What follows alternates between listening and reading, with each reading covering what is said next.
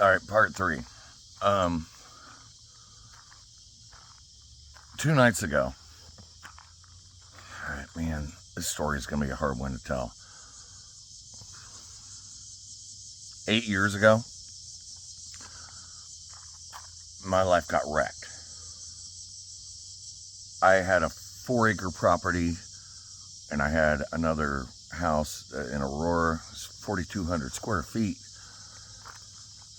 and somebody that I was married to decided just to change on a dime. Not like a long bleed up. Was married to her for 10 years. Changed. And within a 6 month time period, I went, oh no, oh no. Then it was revealed to me, oh, by the way, while you were taking care of the kids and the foster kids, I've been out doing this. Literally, it was told to me this way. It's not like I'm imagining this. It was told to me from the individual. So I lost everything. It happened in a way that I couldn't even take care of it. Okay,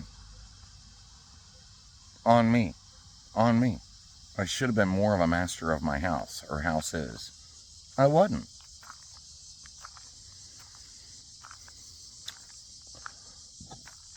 For 5 months, right by where that boat is, a really good friend of mine by the name of Brandon Fisher helped me get a 40-foot camper for like, I don't know, what was it, $400. It was ridiculous. I was like, I can do that. I can do that. I parked it there in front of my mom and dad's house. And I raised my kids. And what was funny, I mean, I had it, they were like 8 and 10 at the time, maybe a little bit younger. No, I think I was right about right. Anyway, I got enough money to get a lawyer. I had to file bankruptcy, so then I had to get another lawyer in order to get a divorce. And enough money for my first month's rent and a down payment for an apartment. And I was allowed to go over to Bright Apartments by the grace of God. A lot of you watch me go through this, and I figured it out. After I was there about a year or so, there was a bunch of big Mexican guys come running over and was looking at the apartment next to me. And I had become really good friends with two girls that lived, like, the Mexican guys, I was here. The Mexican guys were gonna be here. And then there was two girls, and they got worried. And I was like, hold up, just because they're Mexican, they were like, Ted, these were a bunch of big guys, and it was a 1 bedroom apartment, and they were like, if there's a big crew of Mexican guys going in there, we're kind of scared, Ted. And I went, okay, I know the owners of Bright Apartments. I'll make some phone calls. I went ahead and made them, and I'm not calling out names, but who I talked to, really great female, that she goes, Ted, I'm pretty sure this is going to be okay. I said, well, if you're going to tell me that, then I'll trust. So, I think nothing's happening in there. And as I would walk from my place past their place and go and talk to the girls that I've become befriended, I kept looking over, and there was this, they didn't even have curtains. So as I would just, you walk down the street, you look this way and you look that way, you go, oh dear. You see things you don't even mean to see. It's not like I was snooping. I just would see things I didn't mean to see. And I saw a woman and two beautiful little girls. It reminded me of my oldest two girls. It was only a bed. The entire place was empty. And she was an amazing mother. Nobody was unhappy. And it bothered me. It bothered me to the core. So I made a post online. And I said, I know I have beautiful friends. I didn't say what nationality. I just said, I know somebody living next to me that needs help. I would do it if I could. But I need help. Help me help them. I'm telling you, within 3 weeks, I was jealous. They had better stuff than I did. Again, I'm not going to name drop, but the girl that gave me the oak table,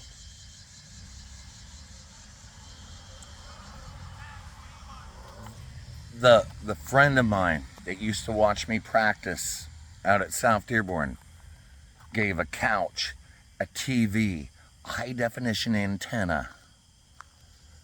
A girl that I adore with all my heart that used to hang out with Grimlock gave a battery-powered Mustang convertible, and the two little girls rode around the neighborhood. And in 3 weeks, that family, Mexican, had everything, if not better, than I had, living right next door to them. His name is Saul Gomez. He works up at the Bright Mexican restaurant. Saul would sit on the front porch, either on mine or his, and we would talk into Google, and then we'd hand the phone to each other, and that's how we communicated. For the better part of a year. And the only way he could pay me back, he was like, hey, I get cerveza kind of cheap. I mean, he actually didn't even say that. He would talk into his phone, then hand me. And he was like, I basically was saying, when I come home on this night, I'll give you beer. I'm like, well, I didn't do this for you to give me anything. Let's be friends. Let's talk. So, I don't know, a year and a half later, he moves literally like the equivalent from where I'm at right now to my house, right down the street. He cried tears. And I was like, buddy, I'll walk up and see you.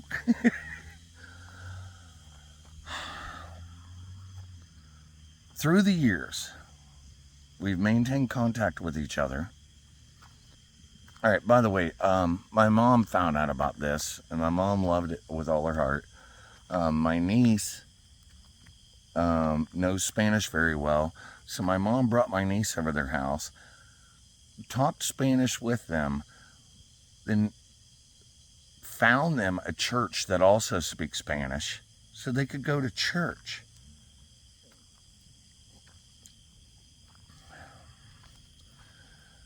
Two nights ago, So calls me. He says, you are my brother. He's speaking English a lot better now. You are my brother. I love you. You're my familia. And I was like, yeah, we're amigos. He's like, no, Hermano. We're brothers. I was out in public with him once, and he goes, call me. And I go, why should I call you? You're right here. And he goes, just call me. And I called him, and on his phone, the word brother showed up. Dude, I mean, broke my heart. I mean, in the most beautiful way. Yeah, I'm your brother. We're brothers. You will help me, and I will help you. So he calls me up the other night and begged me over and over again.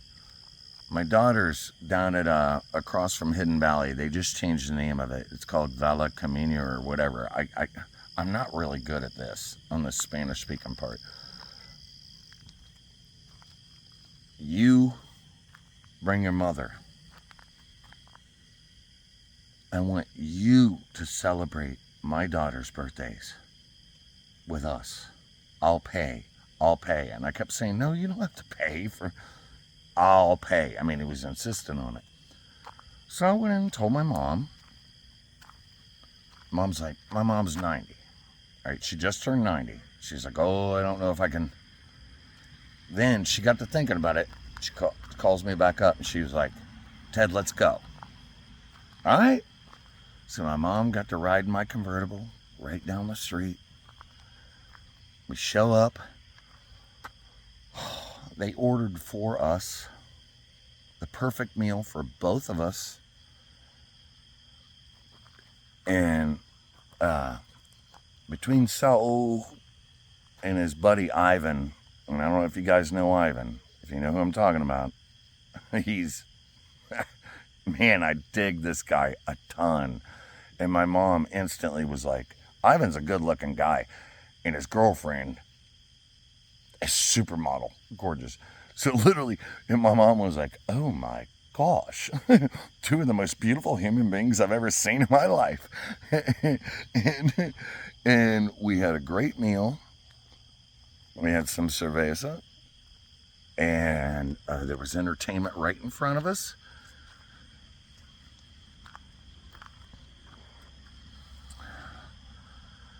People say because I promote that flag too much,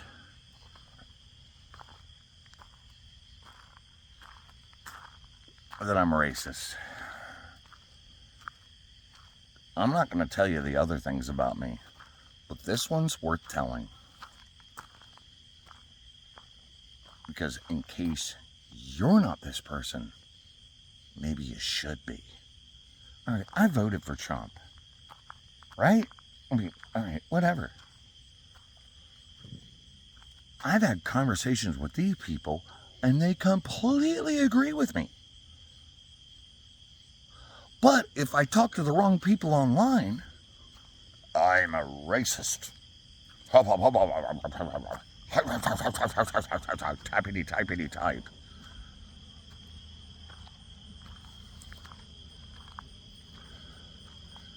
Don't you dare disqualify the love I have for my fellow man, especially the ones that are my brothers.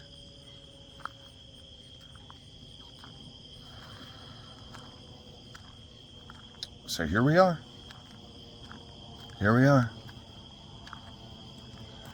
And yeah, look, I'm that obnoxious. See the red, white, and blue that ring around my house? You saw the Jesus holding the American flag?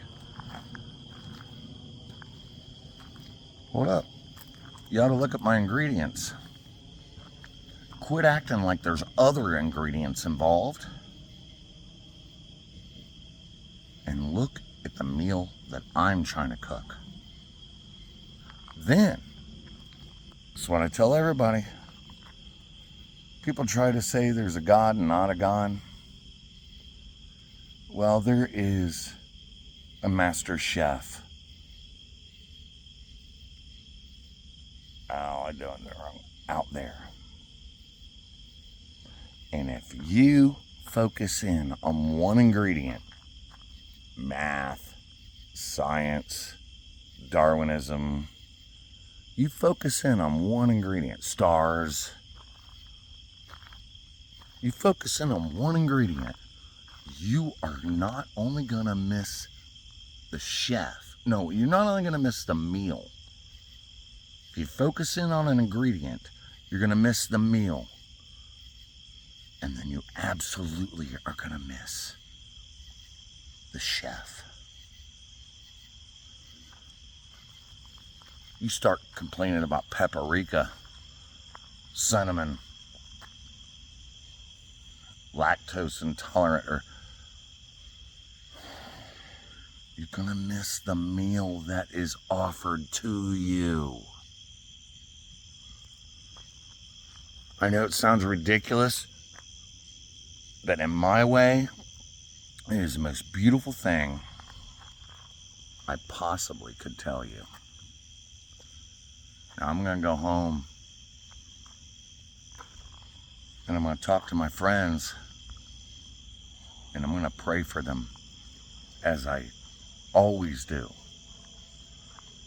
And you can sit on your keyboards and get as ignorant as you want to be.